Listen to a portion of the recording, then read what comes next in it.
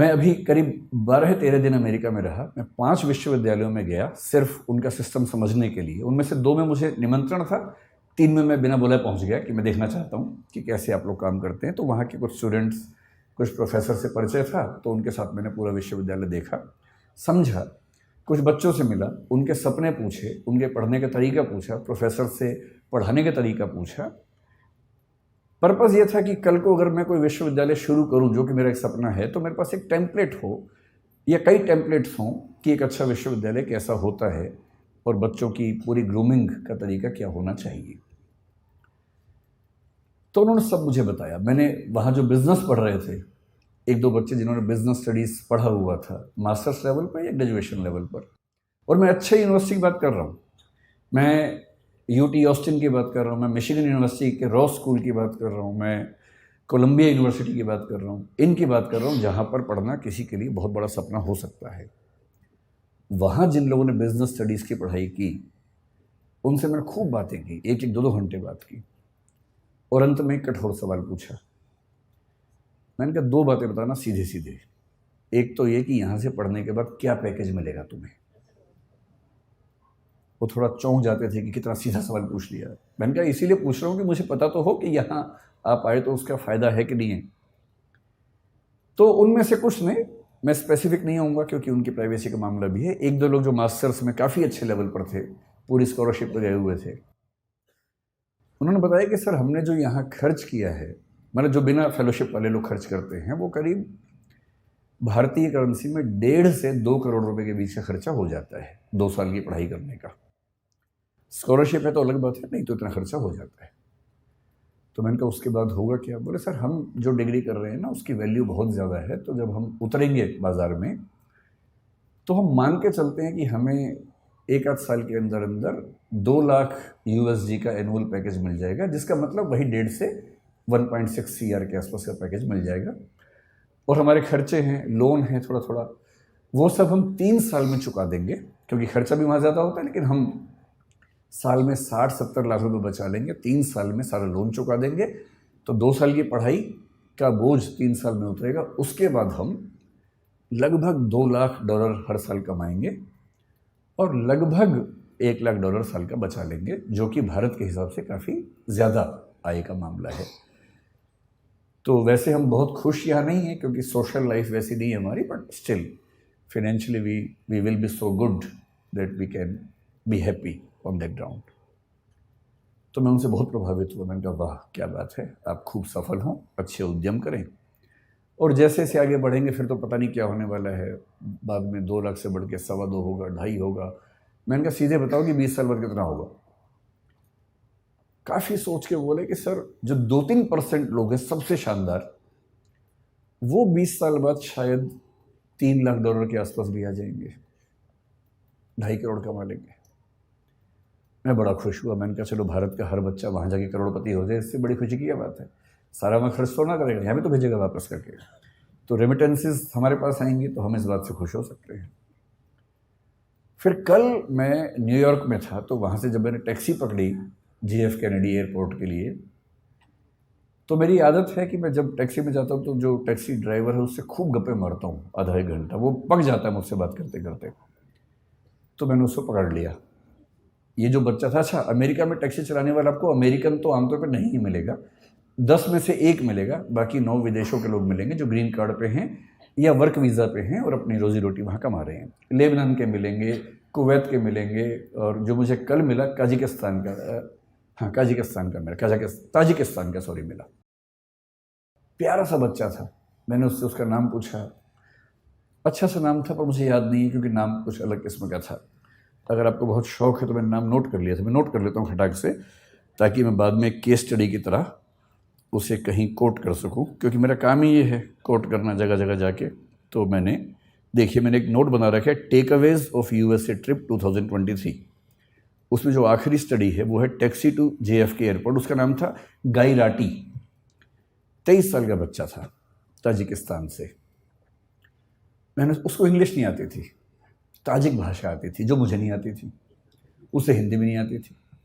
अच्छा, ऐसे में क्या होता है कि इशारों की भाषा में काम चलता है फिर थोड़ी देर के बाद तो, और इशारों की भाषा यूनिवर्सल है। और अंग्रेज़ी इतनी उसको आ गई थी कि सेंटेंस का स्ट्रक्चर नहीं आता था ना, बाकी तो आता ही था, आई गो ताजिकिस्तान ईयर, तो इतना बात समझ में आ गया था कि साल में एक बार जाता है। तो इस तरह से सिंटेक्स के बिना जो भाषा काम करती है उस भाषा में काम चल रहा था। तो मैंने पहले उससे पूछा व्हाट्स योर नेम, उसने घूर के देखा, फिर मैं कहा नेम, वो समझ गया नेम पूछ रहा है, तो उससे बताया गैराटी। फिर मैंने कहा एज, तो उसने कहा 23 ईयर्स। भारत में फूफा लोग इतना करने के बाद तो रिश्ता तय कर लेते हैं, तो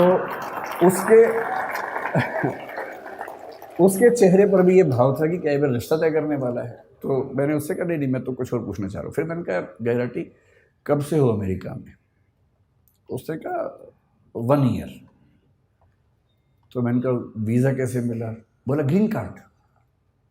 तो मुझे ध्यान आया कि ग्रीन कार्ड के मामले में डाइवर्सिटी पॉलिसी काम करती है, हर देश से कुछ लोगों को मिलता है, तो उसमें उसको मिल गया होगा। तो मैंने बहुत सहानुभूति के भाव से पूछा, मैंने गैरेटी कितना कमा लेते हो यार? मुझे लगा बोलेगा बहुत कम कमाता हूँ, इस भाव से थोड़ी सी टिप मिल जाए अंत में, और मैं उसको बहुत खुश होकर $10 की टिप दूंगा और एहसान कर दूंगा अंत में, मुझे भी खुशी हो जाएगी। तो उसने कहा कि ऑलमोस्ट $400 to $500 एवरी डे। अच्छा, भारत का आदमी सीधे 80 से गुणा करता है वहाँ जाके, जो भी फिगर सुनता है खटाक से गुणा करता है। मैं घबरा गया, भाई ये तो बहुत ज़्यादा कमा लेता है, इसका मतलब तो बहुत ही ज़्यादा कमा लेता है। मैंने कहा अच्छा। फिर मैंने कहा how many days in a week you work? क्योंकि वहाँ सब 5 दिन काम करे, 2 दिन मस्ती करते हैं। बोला ऑल 7 days, क्योंकि मस्ती तो वहाँ के लोग करते हैं ना, बाहर से जाते हो तो भविष्य में मस्ती करने के मूड में होते हैं, अभी मेहनत करते हैं। फिर वो समझ गया कि मेरी इनकम काउंट करना चाह रहा है, तो उसने खुद ही बोला on average I earn $12,000 to $14,000 per month.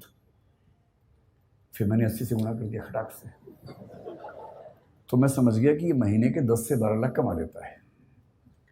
तो मैंने उससे फिर पूछा दिस इज योर रेवेन्यू और दिस इज योर सेविंग? भाई आप तो कॉमर्स के लोग जानते हैं, रेवेन्यू अलग है, सेविंग अलग है। नेट इनकम है कि ग्रॉस इनकम है, उसी में सारा खेल हो जाता है, और वैल्यूएशन की दुनिया इसी खेल पे चल रही है कि कुछ का कुछ बोल के वैल्यूएशन करवा लेना है। तो उसने कहा दिस इज माई सेविंग।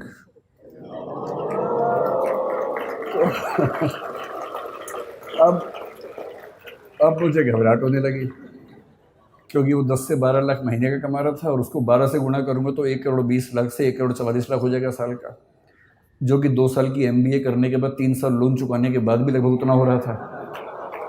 तो आप लोग बुरा मत मानिएगा, MBA वाले लोग है ना, आप लोग कॉमर्स की दुनिया में पढ़ रहे हैं, बुरा मत मानिएगा, मैं तो केवल ये बताना चाह रहा हूँ कि दुनिया के रुझान क्या हैं।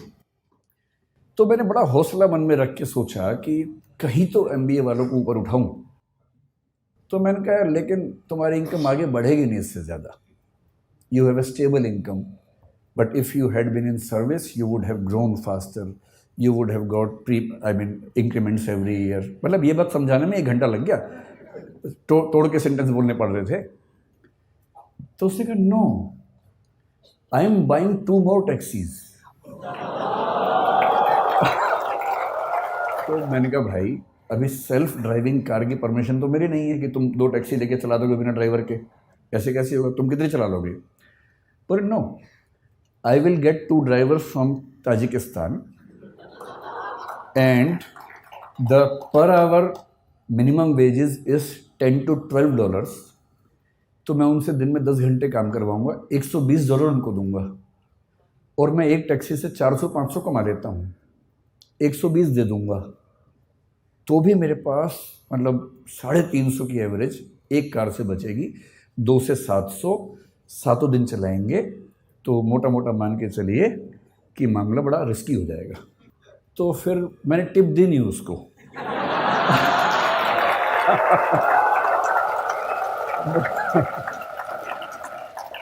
मुझे चिंता थी कि जब मैं उतरूंगा कहीं वो मुझे टिप ना दे दे थोड़ी सी, कि भाई आपने इतना पूछा, थोड़ा आप चिंतित हो गए होंगे, अगर आपको टिप चाहिए हो तो आप ले सकते हैं। और मज़े की बात क्या बोला, साथ में पढ़ाई भी करता है वो, इस सब के साथ साथ वो ऑनलाइन या हाइब्रिड करके कुछ पढ़ाई भी करता है साथ साथ। तो मुझे लगा कि श्रीराम कॉलेज ऑफ कॉमर्स के लिए सही केस स्टडी मिल गई मुझे, क्योंकि यहाँ बिजनेस कॉन्क्लेव में तो ऐसी बात करनी चाहिए। तो मैं अपनी बात को केवल 10 मिनट में सार इस एनेक्डोट के माध्यम से समझाना चाह रहा हूँ। आप लोग अभी युवा हैं, जिंदा हैं और सपने देखते हैं। जिंदा होने का मतलब वो नहीं होता है ना। जिंदा होने का मतलब होता है जो जिंदा हो तो फिर जिंदा नजर आना जरूरी है, ये मतलब होता है ना। जिंदा एक बहुत प्रसिद्ध शेर है, उसूलों पे जो आँच आए तो टकराना ज़रूरी है, जो ज़िंदा हो तो फिर ज़िंदा नज़र आना ज़रूरी है।